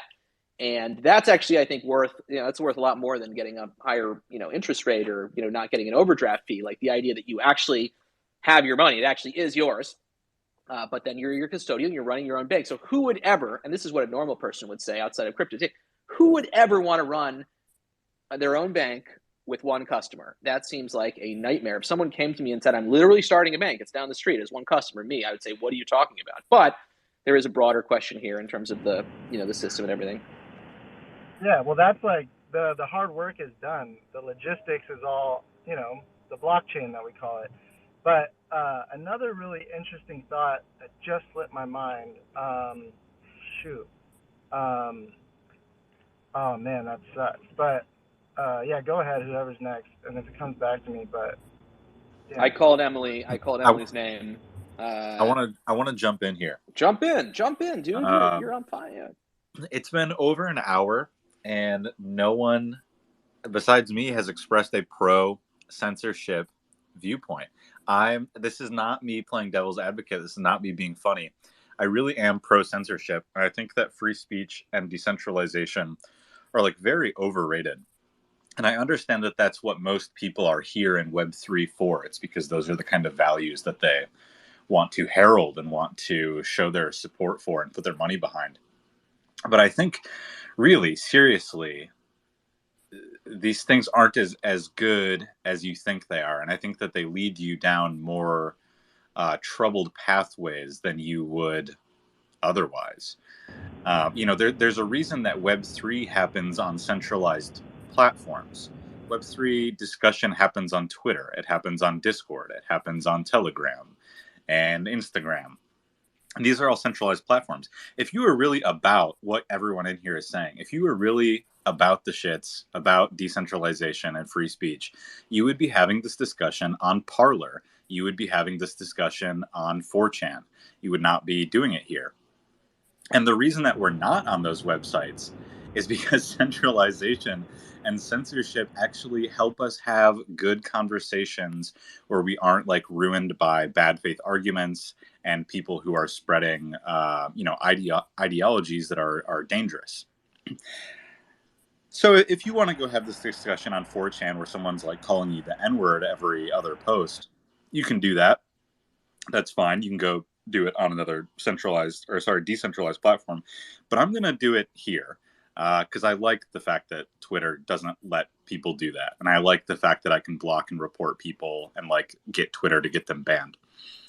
And this is kind of a segue, but I just wanted to open it up and offer my viewpoint there and see if anyone wants to rebut it. I think this is, to me, this is the crux of what the censorship episode should be. Yeah, I think that is super interesting, and I do think that certain things have certain platforms, but it is the adoption here. Like, everyone that's coming here enjoys the decentralization of a public ledger and being able to interact with that in a very decentralized way. That being said, like, does everything one for one transfer over to Web3? I don't think so. I don't think everyone thinks of like, how do I bring my business to Web3 from Web2 and like one for one, put this on chain. Not everything belongs on chain. And like, as we move towards a new digital world, we're going to interact with digital assets much differently. So it's like, and to the censorship note, like, we don't know what true decentralization looks like. These are people that are interested in that. Like, you are claiming you like censorship without ever really experiencing a true decentralized environment with like 10 years of history of it. So it's easy to speak about censorship because there's history and notes there, but with a decentralized exploration that we're on, we're starting to get taste of it, and that's where I feel like you can make a clear decision of which one is better than the other, because sure, there's censorship pros, but there's also a lot of cons, and that's where the conversation really sparks up, is like, what outweighs what? And I think reading the room and like the people that are highly interested at this level of like, currently jumping in, putting fiat into this, and like, just being on Twitter quite honestly all day, of like really engaging with it. I think that is super interesting. And sorry, back to my note, is like, I feel like we're at the phase of all this where, I don't know the generation everyone's in, but regardless, like, my parents, they would not put their credit card online. Like, that was like an instant, like, what are you thinking? There's no way we're going to put our banking information online. And I feel like that's what's occurring right now, especially even with my, immediate surroundings. I'm 32, and a lot of, my colleagues and people around, like my friends, like, dude, why would I do that? That's sketchy. And it just rings to me that like, we've gone through this phase already, but now it's just in a different medium and a different look. And now we are our parents saying that's scary to put our banking information online. Right, but the reason that it became less scary to put banking information online is because the systems became more centralized and became more efficient. So now if I need to like go buy a bunch of stuff online, I don't have to put my credit card info into 10 or 15 different websites who are controlled by people who I don't know. And, it's kind of unclear. Is this a legit website? Do they have a storefront, or are they just an online business? And now, like, I can just go on Amazon, and like, I literally know what the owner of Amazon looks like, and he's very ugly, and he looks very trustworthy. Sorry, Jeff Bezos, but it's true. that whole ecosystem exists. Like that, that exists. Now we have infrastructure where a decentralized, exchange can happen, and it's going to take evolution. It's going to take actors to like, you know, it's like an immune system. The more you break it, the stronger it gets. And now once we have this infrastructure into place, I think it will become much more of a normal concept. But right now, decentralization sounds like rebellion and sounds like piracy. And, at its kind of, ethos right now it is. But the only reason censorship works, quote unquote, is because the system's put in place. Like this foundation's not fully laid. And once it is, it's going to be just as reliable, if not more, because humans are super unpredictable and technology isn't. And that's where like this is scalable. And now we have a working system where everyone's on the same page, and banks just don't make up terms to confuse people and kind of put them into their ecosystem just to charge them. I think we're like talking about different things. Yeah, I mean, to me, the challenge, right, is that if you, and look, I use Amazon, I even use Gmail, but Amazon worse. Amazon is something where sometimes I even go directly to Amazon and search on it. Its search is so good. And you just have to ask yourself, like, is this good? Like, is it good to say anytime I want to do anything, there's one of, 5 companies, 6 companies that I will go to, and they will either do it for me or not. Is that good? And I think, it's way easier to say it's good if you've not experienced, the other side of the coin on that kind of thing. And, I certainly have not experienced, I've been, for the most part, excluding, a couple of times, very much a beneficiary of the, huge centralization thing. So I'm not trying to, put myself personally out as someone who, knows anything about this stuff. But, I think there's, either there is the latent something feels wrong about 5 companies controlling the world, or, something has happened. But, yeah. And then the other question about Twitter is, what is Twitter, right? Like, are you talking about the literal JavaScript in your browser right now? There was a period when you couldn't even search your DMs on Twitter. And so I think it would be sort of weird to say, well, searching your DMs can't be important. Otherwise, you would find a social platform that allowed you to search your DMs. It's like, well, then Twitter added it. Twitter can change and do other things that would be, good and bad. Is it good to have, all of our lots in with like whatever Twitter wants to do? I'd say Twitter is less bad than the profitable ones who truly have infinite money, but it is, it's just these things are, I think troubling. There's definitely 2 sides of the coin. But I also appreciate, there is such thing as like, speech that I don't want to ever be, exposed to. So I definitely am sympathetic to that. But, yeah. And again, I don't think there are easy answers to, any of it. Yep. Good. Something that, No, go ahead, Piv. Go ahead. No, I just wanted to put a thing here about the Iranian artists on OpenSea. That's something we all saw happening.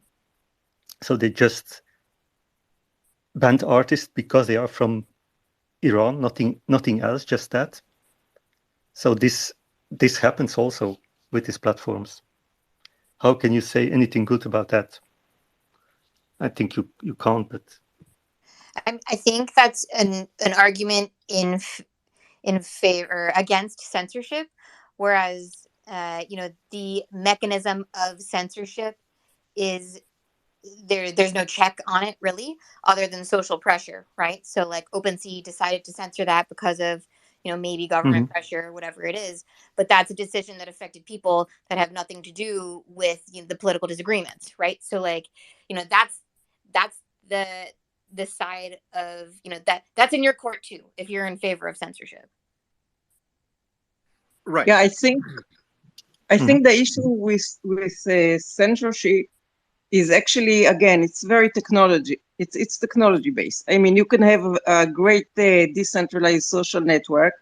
Let's say this Spaces. If you had one button that you can click to shut up someone, okay, and in the minute they say the words you don't like, if enough people pressing on shut this person up, this person is not going to be able to talk again. And the next thing they're not going to be able to do, because you have their identity, right, their username, you're not going to accept them to the conversation next time. So, I mean, there is very easy solution for those things. It's just that those solutions are not being even tested, because when you have a centralized entity that is dealing with it, it's much easier for it to just control it from above. And it's also like in the Iranian case, for example, it's much easier for government, whoever, to control that entity and demand it to do certain things, instead of each of us deciding if we want to have the Iranian art there. And despite the crazy Iranian leader, it have nothing to do with the people who are living there and trying to do their art and express themselves.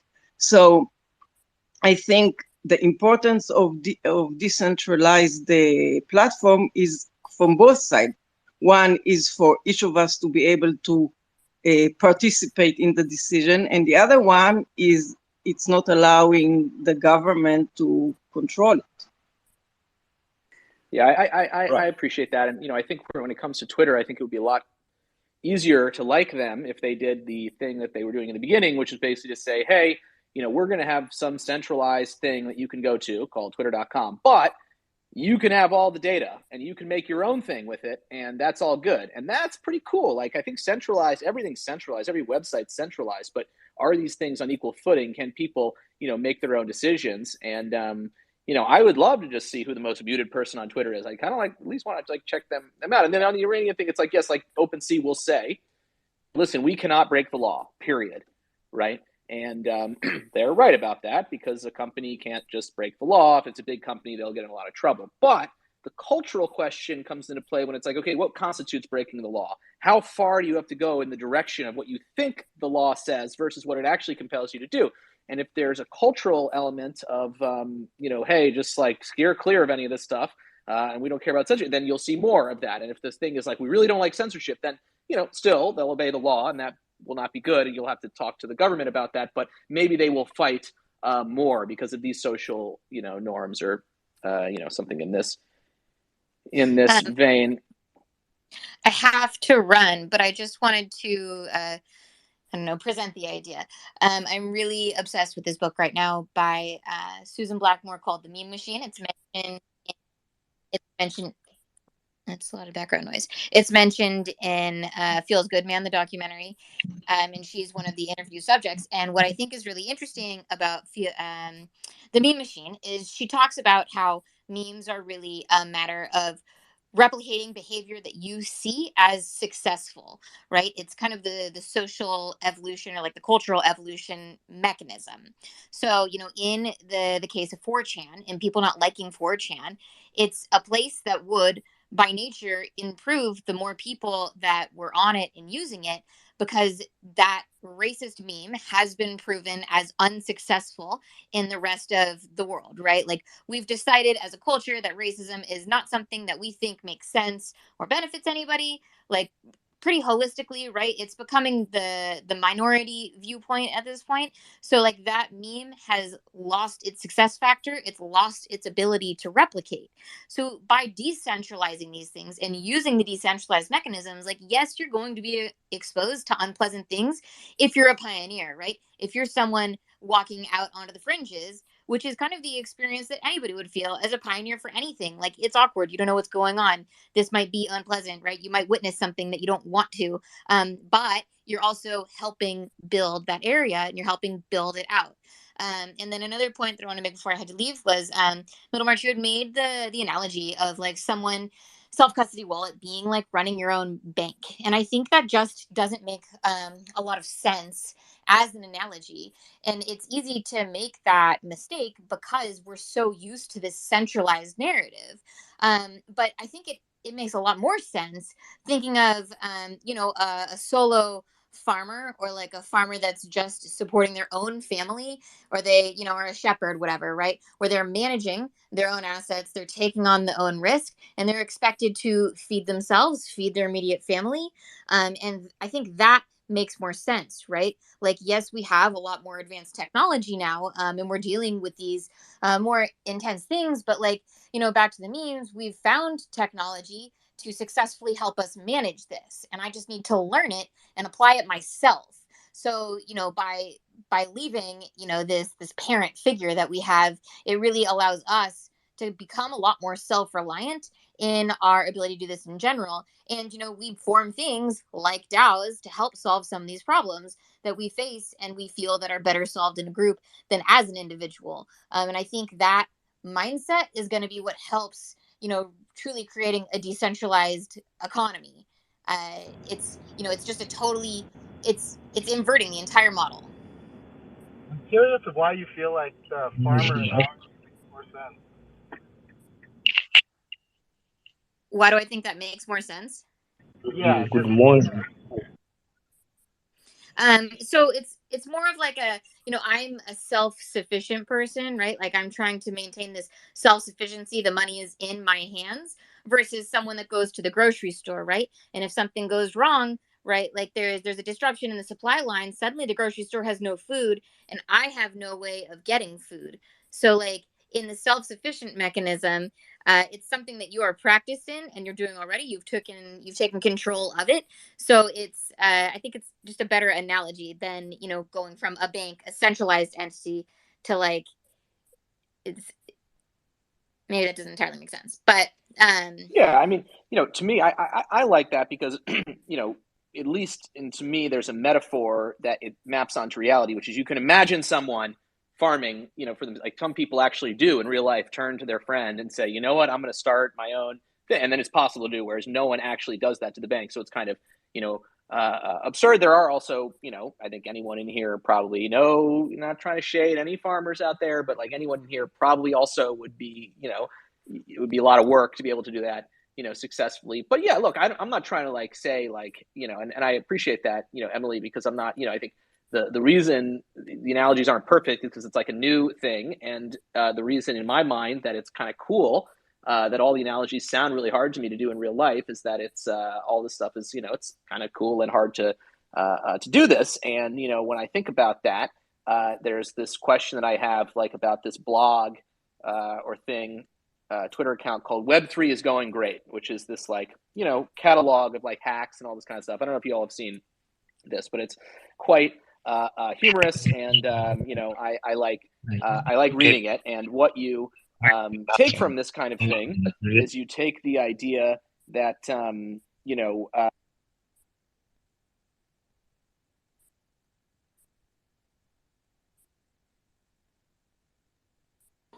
Oh, did you rug? Hello? Yeah, sorry. So what I was saying is, you look at this thing, and what I take from this thing is, Web3 might not work, right? If you read this, that's what you might come away thinking, because it's not actually going great. It's a sarcastic joke that it's going great, and so maybe it won't work. And that is kind of, in some ways, the fun of this, because it is not guaranteed to work. Now, why are you doing it? There could be a lot of ways to do it, reasons to do it. For me, I think a really good reason is that though Web3 might not work, the existing system is guaranteed not to work, in my opinion. That 5 tech companies controlling all thought is not a good move. It's not going to work long term. So, it's hard to start your own bank or start your own farm, but it's also hard to give away your entire life to Google. And no one turns to their friend on a day and says, you know what? I think I'm going to let Google run my whole life. But that's what we've all done. So that's guaranteed not to work. So you should want that. And I'm really not being silly. And it's hard to say that because it sounds so absurd to be like, yeah, like, yes, please. Like, I want Google to run my life. But the Google internet is so good and it works so well.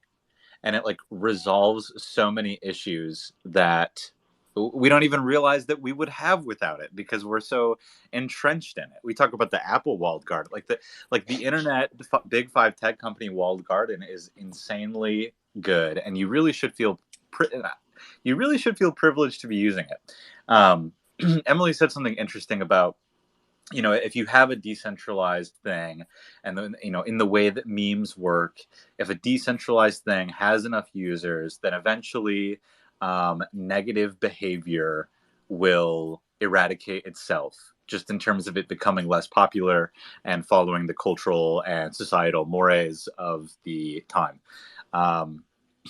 That's an interesting thing to say, because a website like 4chan has over 1 million active users, especially during 2015 2016 in the election cycle, had over 1 million daily concurrent users. And it really was the driving force for a lot of like right-wing and like neo-fascist mimetics to be born and thrive out of. And that's not there was no self-regulation at all. No number of users would have tampered that down. It becomes a breeding grounds for it. And it becomes a place where if you are attracted to this kind of rhetoric, you will be brought towards it like a moth to a flame. So I really want to give like a lot of pushback to that idea that human beings coming together in a decentralized way will eventually like sort themselves out and like act really nicely and like be good to each other. But how do you know the centralized person isn't going to be doing the fascist mimetics themselves? Like, imagine how good Google would be at it relative to all these fucking randos. I mean, we can see that. We see this in our current like cultural landscape, right? And you have like politicians, and I don't want to get too political, but it's kind of impossible not to get political here. But you have politicians like Donald Trump, like Marjorie Taylor Greene, Ben Shapiro. Like, you have these right-wing figureheads who are using these big tech platforms to kind of platform their negative thoughts, and using words like Christian nationalism, which is like a buzzword for National Socialism, on these platforms. So you can utilize it, but thank God Twitter banned Donald Trump from Twitter, right? Like, thank God that they had the power to do that, because who knows how much it would have grown otherwise, right? So the censorship is good there. And I see what you're saying, that like, Google could start spreading a negative viewpoint or whatever. And I suppose that that's possible, and maybe that's why there's 5 of them, and it's good that we have many of them. But every decentralized platform that I've ever taken part in online, or like been an observer to, has never self-regulated to become quote unquote good. Something I'll say this, and then we can get to Critical and whoever else has had their hand up for a minute. There's a guy, his name is Josh Moon, who founded and has been running Kiwi Farms for a really long time. I think Kiwi Farms has been around for like over a decade now. Kiwi Farms, if you don't know, it's this like online forum that frequently they kind of just like bully people online. That's kind of you kind of like observe people online like they were zoo animals, and you make fun of them, and it's behind their backs. But anyway, it's this whole thing. Josh Moon has been running this website for over a decade. Very controversial. They've driven people to suicide. They've driven people to self-harm. They are really bad. It's a bad website. Recently, Kiwi Farms got taken down by Cloudflare. Cloudflare, the web hosting service, said, we are no longer going to platform and host this website because it is too dangerous, and also because the Twitter mob has kind of been attacking us for a month straight, and we kind of have to give in to the Twitter mob. Josh Moon put out a statement. This is the last thing I have. Josh Moon put out a statement, and he said, I am not sure that free speech is worth fighting for. Now, this is someone who has spent over a decade evading hosting service bans, evading drama and mob mentality to peer pressure the website into going down, and to evading, the legal system who tried to take the website down. This is someone who spent the better part of a decade fighting for free speech and decentralization on the internet. And at the end of it all, his parting words, I'm not sure free speech is worth fighting for. I think that is pretty powerful, and people should go look into that and read his full like parting statement. But anyway, that's my soapbox. What's up, Critical? Hey, thanks, and thanks for sharing that little anecdote at the end there, because it's sort of what I think it does though is, in that little comment and anecdote that you make, it takes it back to just like, convenience and what you say is good, and basically down to comfort and like not worth it, and bother factor and energy, right? And that's all it comes down to. And at the end of the day, like Middlemarch and a lot of people have been saying, is like, to have self custody and to be, self reliable and self responsibility. There's so many things that we have to deal with in our lives as humans, that some of these administration things we just want somebody else to deal with, right? Like, it's just too hard. And then you don't want to engage in things that, you don't want to go into a space and have to listen, like you say, to all these people with conflicting points of view that, even though they're just conflicting and they're opposing to the way you sort of believe the world should be, or your certain ideology, they're also, can be dangerous. And so I'm a little bit like, I'm in the middle of everything. Like you say that things like, I don't actually think someone like Donald Trump should have been banned from Twitter. And a lot of people would think, well, that's a pretty controversial thing to say, but I stand by it. Like, I don't think people should, be kind of applauding that. It's pretty crazy. When you think about the other things that are on there as well. And when it comes to the the 4chan thing, I don't know. I think it's why is everybody here? Like, if you say that the people in crypto and the people in NFTs and are kind of advocates for decentralization and this sort of so-called Web3, permissionless utopia, then we shouldn't be on here. But I think Bunzi said something about, well, the adoption and the people doing it are here, so everyone's just going to go where the others are. And there's sort of layers to that idea of centralized, decentralized, and it's not quite complete and it's not quite perfect. But the point I wanted to make is that why not have a really high goal, and if you don't get to that goal, then at least you've gotten somewhere. And I think that's like, we use that, I've lived by that sort of my whole life, like some kind of saying I learned in high school, like a ship or a soul without a high aim is like a ship without a rudder, something like this, some kind of whimsical motivational speech thing I saw somewhere. But I really think about that a lot. Like, I try to think, okay, I'm going to try to reach this really kind of high point, but I don't know if I'm going to get there, but at least I'll get somewhere. And I think that's something that I like to think about with, I don't trust humans. Humans are corruptible. Everybody can be got, if you know what I mean. Like, people can be paid. I've done, I am in academia. I've published a couple of peer-reviewed papers, and a lot of people talk about, peer review as being this great thing, and everyone talks about, like how, these institutes and these are like the purveyors of what is truth and what is real. And my experience is somewhat different. It's all about connections. It's about who it's about power. It's about money, and everything inherently is corruptible. And humans, they're all very subjective. And at the end of the day, and Middlemarch used the example of people coming in with wrenches to take over, your seed phrase. On the other hand, you can use the same analogy to say, people coming in with wrenches to force you to make decisions that affect, millions of people, that you wouldn't really do. It would go against your sort of ethics and morals as well. So there's kind of like this, it's really difficult to say one or the other, but I like to think about I'm so happy that was it Piv who mentioned the Iranian issue with OpenSea. And there's so many of them, and lots of people I follow and know were like just getting taken down. And then Middlemarch makes the point that, well, obviously they're following a law, but yeah, that's a really difficult one. But it just sort of speaks to this point that once you say you're for one avenue of censorship, then can you be just for that one part of censorship that you like, where you're protected by opposing ideologies and hate speech and all that other sort of thing, but you want the other thing to be uncensored? Can you have it both ways or not?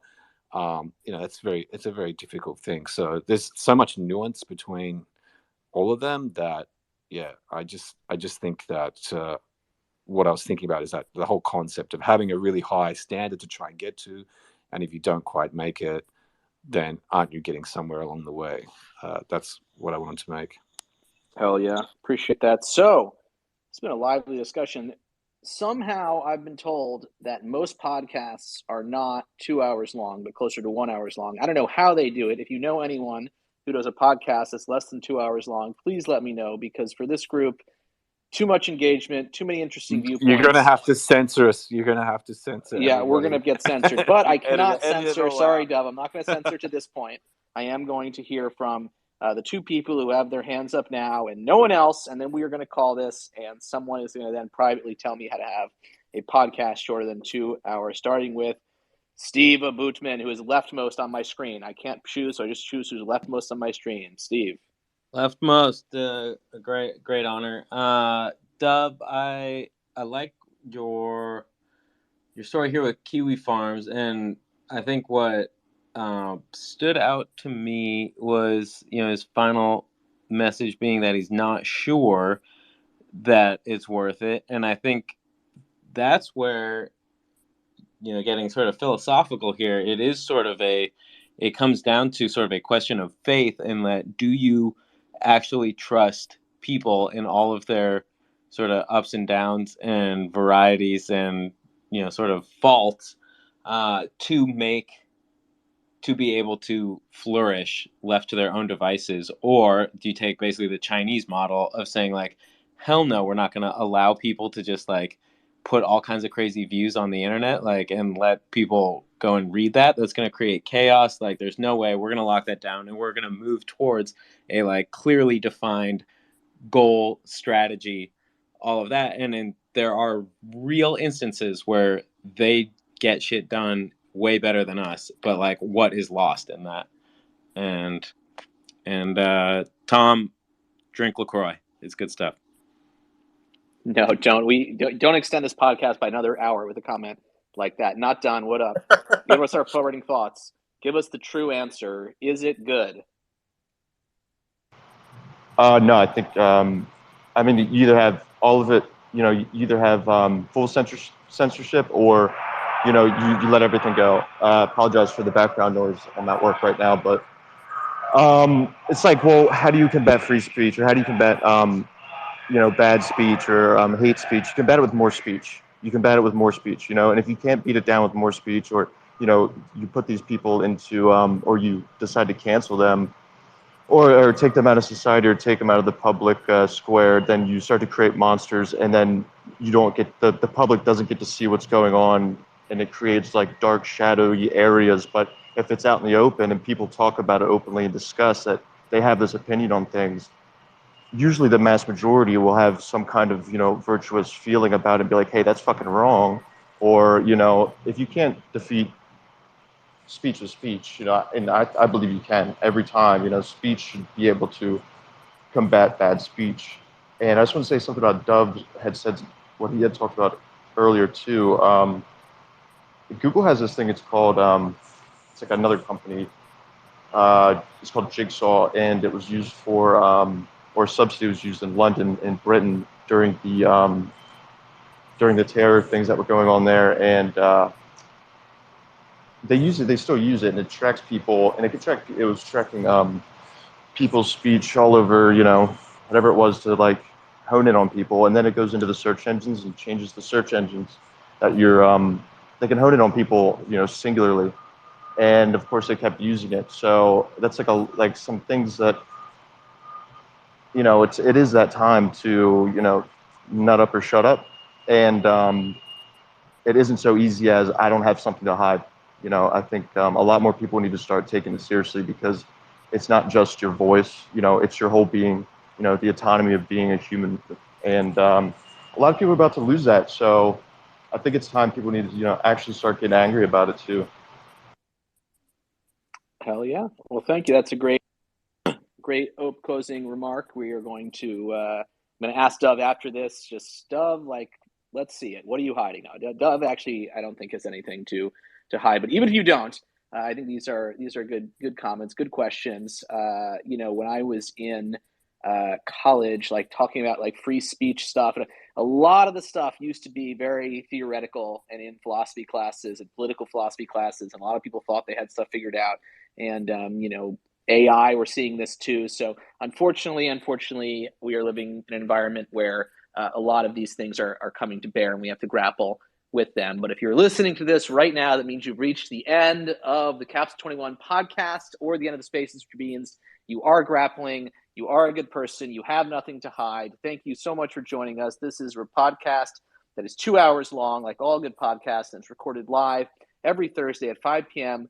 Eastern time. If you want to be on the podcast, which is a way of getting your views out, and in doing so, advancing your career and personal brand, you should join us. Follow me at Dumb Name Numbers on Twitter, and I will post the link. You should also follow the co-hosts, the other members of the Capsule 21 Art Collective, Dovetail D, the letter O. It's not it's the letter 0, D0. Dovetail with the 0 is the O is the 0, and 2 eyes. Piv. Wait, really? Yeah, it's D0. Okay, that's terrible. Dove's gonna actually change that by the time you hear that. That's really bad. Wow, you're really trying to. This is. Whew, I want to reverse that Moonlake transaction. Okay, this is. You got to make it easier to spell. Anyway, Piv is easy. It's PIV_PIV, which is essentially VIP backwards, which is basically what he is around here. So follow them. Follow me, join us next week, and get your thoughts across in real time. Talk to our guests or listen on Spotify, wherever. You can do it passively, and it's 2 hours long, and that's the Capsule 21 podcast. Thank you all so much. Have an amazing weekend, and get your thoughts out there. What's a good don't let Dove shut you down, or maybe let him, or you can let him if you want to. That is it. Thanks, y'all. Capsule 21 is out.